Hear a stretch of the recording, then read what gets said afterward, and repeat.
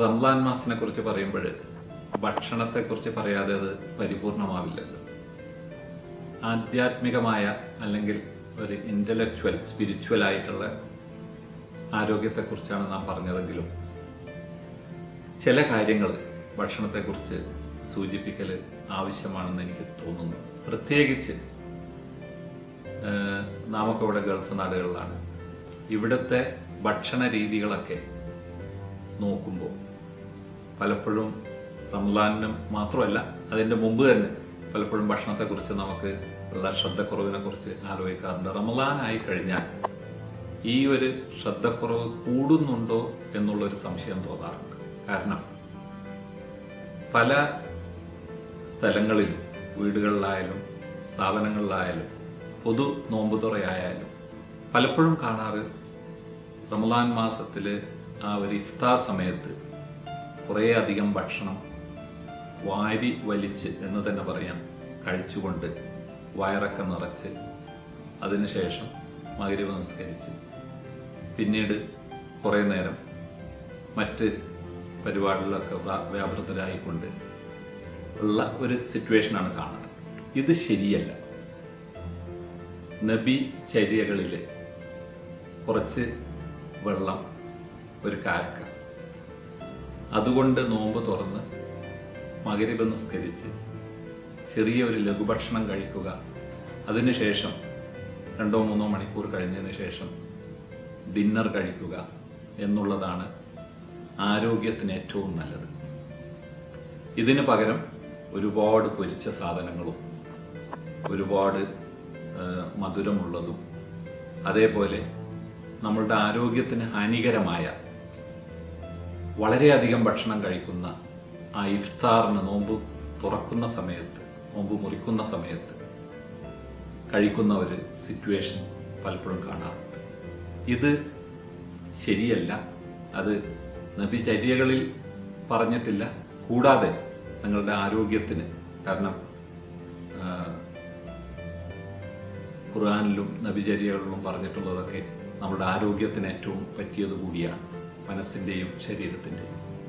അത് മനസ്സിലാക്കിക്കൊണ്ട് വളരെ ലഘുവായ രീതിയിൽ നോമ്പ് മുറിച്ച് നമസ്കരിച്ചതിന് ശേഷം കുറച്ച് ഒരു ലൈറ്റ് ആയിട്ടുള്ള, അത് തന്നെ കൂടുതലും ഫ്രൂട്ട്സ്, അതേപോലെ അധികം പൊരിക്കാത്ത സാധനങ്ങൾ, അതൊക്കെ ഉപയോഗിച്ചുകൊണ്ടുള്ള ഒരു ലൈറ്റ് ഫുഡ്.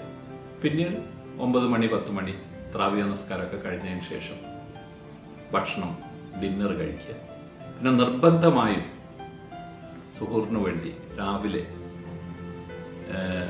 സുബഹിക്ക് മുമ്പ് എന്തെങ്കിലും ഭക്ഷണം, അതും വളരെ അധികമായിട്ട് കഴിക്കണമെന്നല്ല, പലപ്പോഴും ആ ഭക്ഷണം കഴിക്കുമ്പോൾ കാർബോഹൈഡ്രേറ്റ് ഒഴിവാക്കിക്കൊണ്ട് കുറച്ച് പ്രോട്ടീനുള്ള ഭക്ഷണം, അതായത് നമ്മളിപ്പോൾ ഈ കൂടുതൽ ഈ അരി ഭക്ഷണമൊക്കെ കഴിക്കുന്നതിന് പകരം കുറച്ചുകൂടി ഒരു പ്രോട്ടീൻ, കടല, അങ്ങനത്തെ കാര്യങ്ങളൊക്കെ കൂട്ടിയിട്ടുള്ള, അല്ലെങ്കിൽ ഈവൻ നോൺ വെജൊക്കെ എന്തെങ്കിലും കഴിക്കണം, ഇപ്പോൾ കോഴിമുട്ട അങ്ങനത്തെ കഴിക്കുകയാണെങ്കിൽ കുറച്ചുകൂടി നല്ലതാണ്. സയൻറ്റിഫിക്കായിട്ട് കൂടുതൽ നേരം നമ്മളുടെ ശരീരത്തിൽ ഈ ഒരു എനർജിയൊക്കെ നിലനിർത്താൻ പ്രോട്ടീനാണ് സഹായിക്കുക. മറ്റേ പെട്ടെന്ന് കത്തിത്തീരും, കാർബോഹൈഡ്രേറ്റ് ആവും.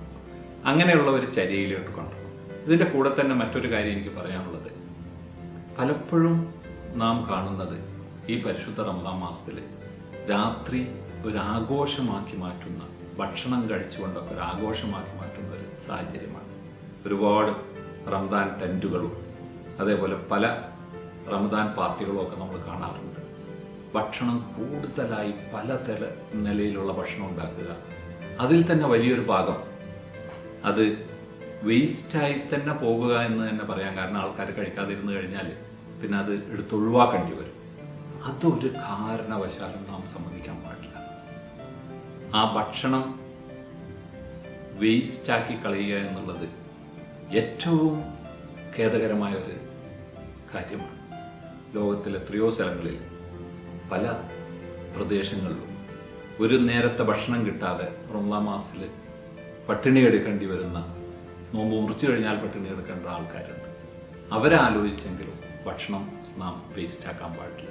അപ്പോൾ ഈ പരിശുദ്ധ റമദാൻ മാസത്തിൽ നമ്മളുടെ ആരോഗ്യത്തിനെ കണക്കാക്കിക്കൊണ്ട് ചെയ്യേണ്ട കാര്യങ്ങൾ വളരെ മിതമായ രീതിയിൽ ഭക്ഷണം കഴിക്കുക, നബി തിരുമേനി പറഞ്ഞ പോലെ 1/3 വയറ് നിറക്കുക, ഭക്ഷണം കൊണ്ട്, ബാക്കി വെള്ളം കൊണ്ട് നിറക്കുക, ബാക്കി കാലിയാക്കി വെക്കുക എന്ന് പറഞ്ഞത് മനസ്സിൽ വെച്ചുകൊണ്ട് ഭക്ഷണത്തിലെ നിയന്ത്രണം, അതോടുകൂടി തന്നെ മറ്റുള്ളവരെ മനസ്സിൽ കണ്ടുകൊണ്ട് അവരെ കൂടി ഓർത്തുകൊണ്ട് ഭക്ഷണം വേസ്റ്റ് ആക്കാതെ കഴിയുന്നതും ആവശ്യത്തിന് മാത്രം ഭക്ഷണം ഉണ്ടാക്കിക്കൊണ്ടുള്ള ഒരു കൾച്ചർ നമുക്കുണ്ടാക്കാൻ പറ്റണം.